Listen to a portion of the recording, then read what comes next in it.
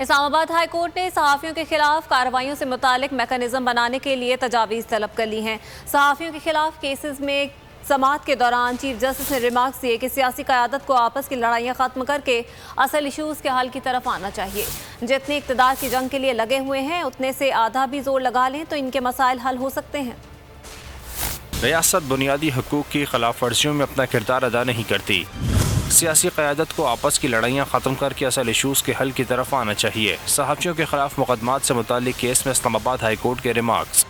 صحافیوں کے خلاف کارروائیوں سے متعلق میکانزم بنانے کے لیے تجاویز طلب کر لی۔ چیف جسٹس اطہر من اللہ کے روبرو کیس کی سماعت۔ صحافی سمیع ابراہیم، ارشد شریف، موحد پیرزادہ عدالت کے روبرو پیش۔ عدالتی معاون اسلام آباد ہائی کورٹ جرنلسٹ ایسوسی ایشن کے صدر ثاقب بشیر بھی پیش ہوئے۔ سیکرٹری داخلہ کی جانب سے جواب جمع نہیں ہو سکا۔ جسٹس اطہر من اللہ نے استفسار کیا، کیا وجہ ہے جو حکومت میں آتا ہے پچھلی والی باتیں بھول جاتا ہے؟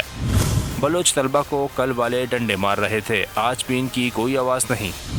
ریاست کی کوئی ذمہ داری ہے؟ لاپتہ افراد کی کوئی آواز نہیں ہے۔ جتنی اقتدار کی جنگ کے لیے لگے ہوئے ہیں اتنے سے آدھی بھی زور لگا لیں تو ان کے مسائل حل ہو سکتے ہیں۔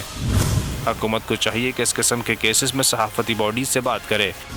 عدالت نے ریمارکس میں کہا، ماضی میں ایک صحافی کو اٹھایا گیا، آج تک معلوم نہیں وہ کہاں ہیں۔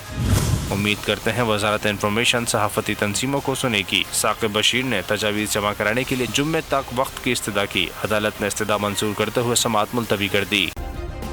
سبسکرائب کریں اور بیل دبائیں تاکہ کوئی خبر رہ نہ جائے۔